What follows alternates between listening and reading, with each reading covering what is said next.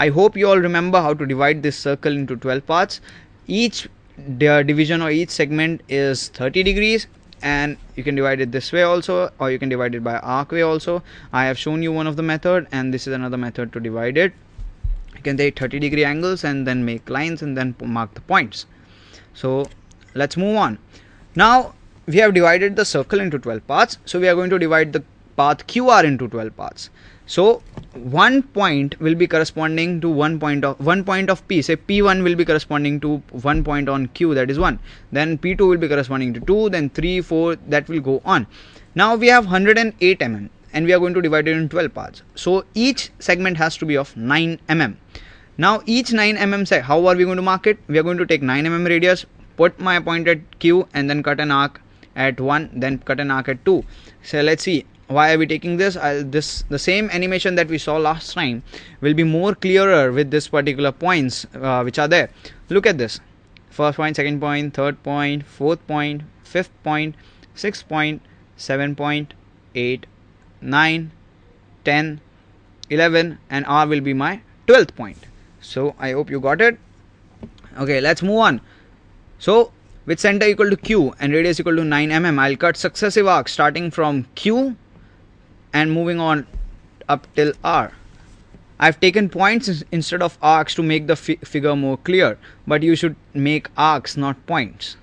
So 1, 2, 3, 4, 5, 6, 7, 8, 9, 10 and 11 denote the points that are there on the circle. So now you can see each point corresponds to a particular point. Say P1 is corresponding to 1, P2 is corresponding to 2, P3 for 3, P4 for 4. Now we have these particular points of Q.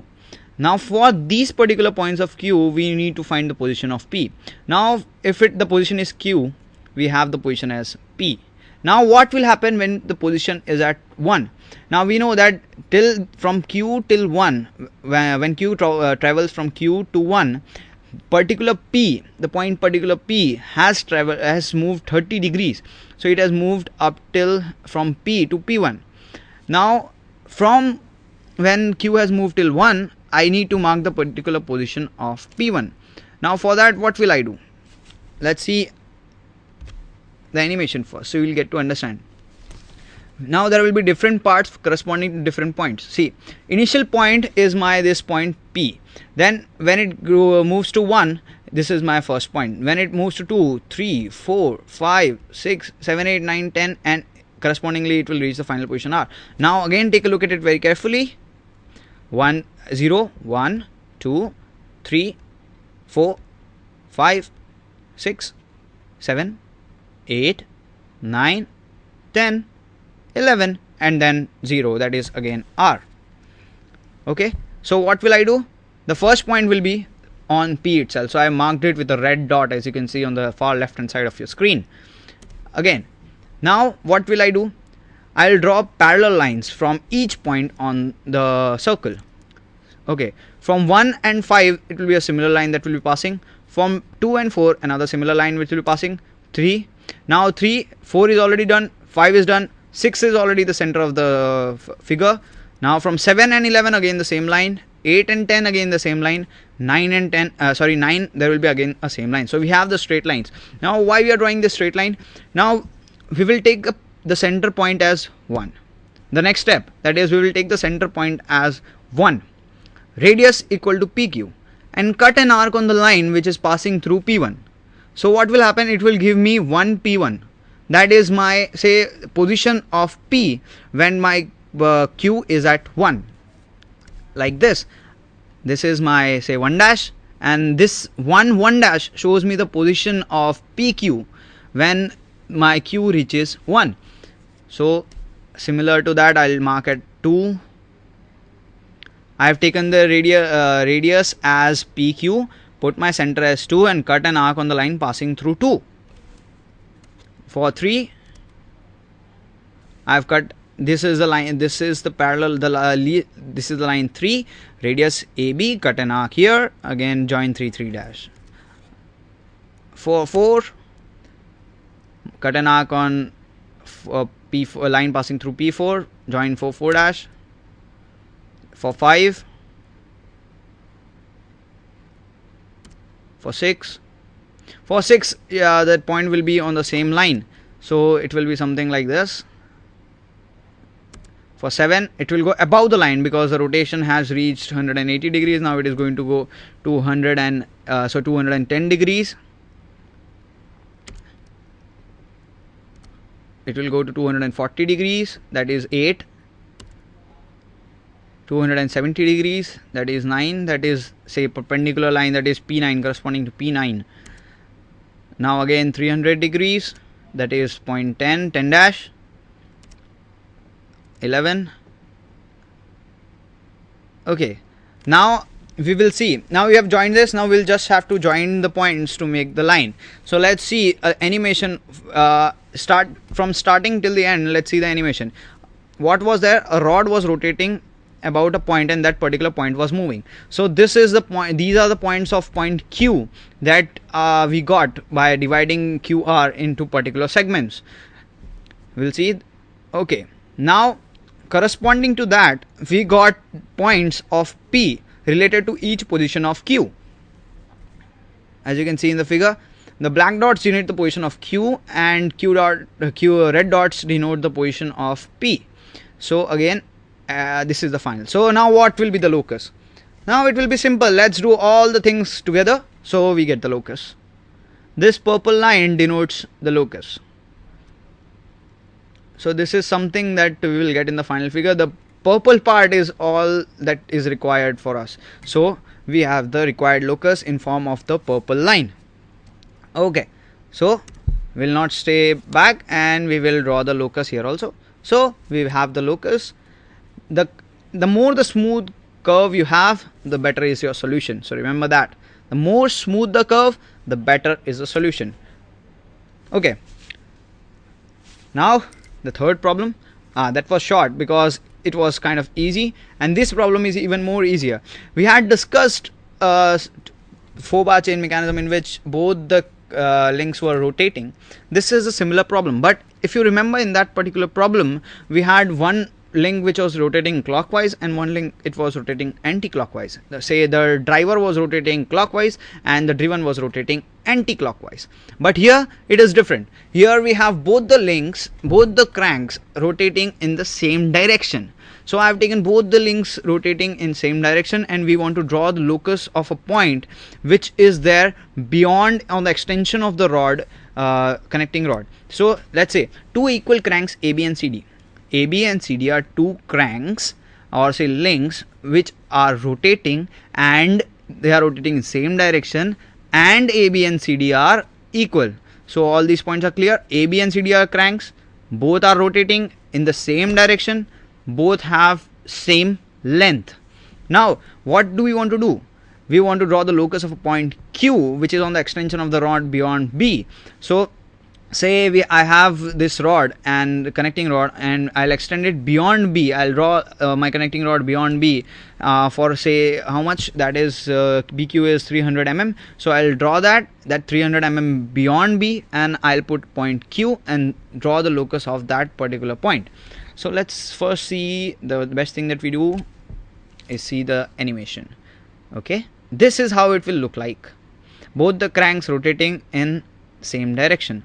Now there is, now can anyone, by just seeing the figure, can anyone guess what will be the locus of this point? Well, keep this in mind. This is a question for you all to discuss. Right from this point, looking at the figure, looking at the animation, every one of you should be able to understand that this particular locus of the point Q or any point on the rod will be same.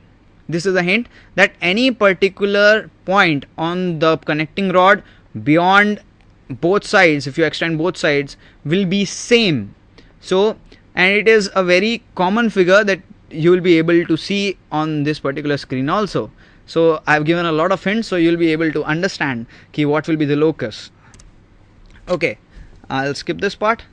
Okay, let's move on. What is the first thing that we do? We draw a reference line of any length.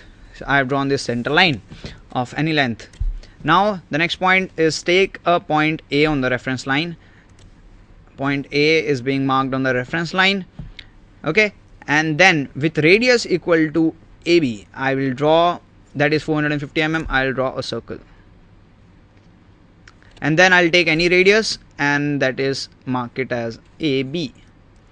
The next thing that I'll do is, in my question it was given the connecting rod is equal to the distance between the two centers. So with radius equal to 1500 mm, I will cut an arc on the reference line at point C, 1500 mm that is, and connect AC. Now I was talking about scale. Say if in this particular scale 1500 mm is 150 centimeters, so you cannot take 1.5 meters on a sketchbook. So you can take 1 mm is equal to say 1 mm is equal to 10 mm. That is 1 mm on the sheet is equal to 10 mm on in the question. So it will become 150 mm if you are taking a scale of 1:10. That is reducing. That is just for information. We are not going to apply it right now. Cut an arc on reference and then join AC. So this is my static link. Now next, with center is equal to C, draw, I know both the cranks are equal, so again with radius 450 mm, I'll draw a circle. We are going to move through this problem a little fast because the same steps have been followed in the previous problem also that we have discussed in the last session. So let's see, a few more steps to go.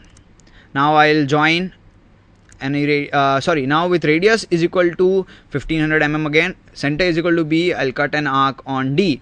This is to mark the position of my connecting rod BD, and then join first CD, then I will join BD. So this is my initial position. Now I will divide my circle for the locus. I need to mark point Q, so it has to be beyond B for 300 mm, so I'll mark my Q according to that. Now I will divide my circle into 12 parts. 1 2 3 4 5 6. It goes on like a rhyme because each and every time you have to follow these particular steps. So by the time you give the examination, I think this must be a piece of cake for you all. So practice, that's what I want to say. Okay, now we have divided the circle into 12 parts. Now what we are going to do, same thing that we did when both the cranks are rotating anti-clockwise. Now first I will take the center as B1 and cut an arc on this circle. The radius will be equal to what? 1500 mm, that is BD. And I will do this for all the steps. Say I have marked D1, as you can see. I will draw the connecting rod B1 D1 and then mark point Q1, that is extended behind B1 for 300 mm. Moving on for Q, I have this for D2. I'll draw B2 D2 and I'll mark Q2. Then again for D3, the same procedure has to be followed and then it should go on. For B4, B5, B6, B7, B8, B9, B10, B11, and just go. Okay, so this is there. Now looking at the points, you will be able to guess that the locus of these particular points will be connected by, say, moving from B till moving from Q, Q1, Q2, Q3 till Q11. So the locus will come as a circle. I told you that you can take any point on the connecting rod, you can take any point beyond B on the connecting rod, any point beyond D on the connecting rod. The locus of this particular mechanism, or if it is there on the connecting rod or on the line of the connecting rod, will be a circle, because at each and every time B and D are at the same level. All the points on the line BD, if I extend B to infinity, D to infinity, and I mark different points, all the time these all points will form a circle. So this was the importance which was there. Now we have come to the end of the locus. What things do we have to remember? See, these particular points have to be remembered for drawing all the locuses. Take the measurements very carefully, very accurately. Again I mention very carefully, very accurately. If it is 5 mm, it should be taken as 5 mm. If it is 50 mm, it should be taken as 50 mm. You should not give you should not be careless in taking these particular measurements, because you are taking the measurements, you are marking the arcs, and then in the end, because of your carelessness, you don't get the figure. So there is no point in doing the hard work. So take the measurements very carefully, mark the arcs very carefully. See, once you have taken the measurement, you should take the center also. If the center is point A, then it should be taken as point A. It should not go 2 mm this side, 2 mm this side. If I go on doing this way, then you will say ki it is this way or it is this way. Then moving on, I'll join the lines. When you're joining the lines, say between 2 points, say from this point up till this point, if you're joining the line, it should not go, okay, I have this particular thing here, so I'll join from here till here, so it is kind of okay. No, this particular 1 mm difference also will be a huge difference at the end. As I said before, if you start with a 1 mm mistake, by the time you end the problem, it will be a 10 mm mistake, or it will be a totally different thing that has already been drawn. Now, one more thing, that while drawing the locus, there should be no sharp edges. The curve should come as smooth. Now, all these points, how are you going to conquer all these points? That is the next thing. This is about the next session. We are going to discuss engineering curves and drawing the conics. That is on 30th September 12 p.m. That is coming Sunday. And how are you going to get the remembering points very accurately? Only one solution: practice, practice, practice, practice, practice. Keep on practicing. The more you practice, the better you become. Okay, this is a very good thought that has been said by a famous scientist, that is Albert Einstein. Albert Einstein said that a problem once stated, the best way to solve a problem, once a problem well stated, is a problem half solved. You don't have to worry about the solution. If you state the problem well, you understand the problem well, then it is already half solved. If you don't understand the problem, it is not solved. So always read the problem very carefully before beginning the solution. If you don't do that, then you won't be able to solve the problem, because you might have missed some parameter. And you should remember, if you have in the problem, if you're stuck somewhere, stop the problem there, restart the problem, because you might have missed a certain point. So if you start checking one by one each and every step, it will take you more time. But if you restart the problem, you will be able to draw it in lesser time. Moreover, the number of steps that you have already covered you will be able to revise those steps. So instead of checking, if you draw the problem right from the scratch,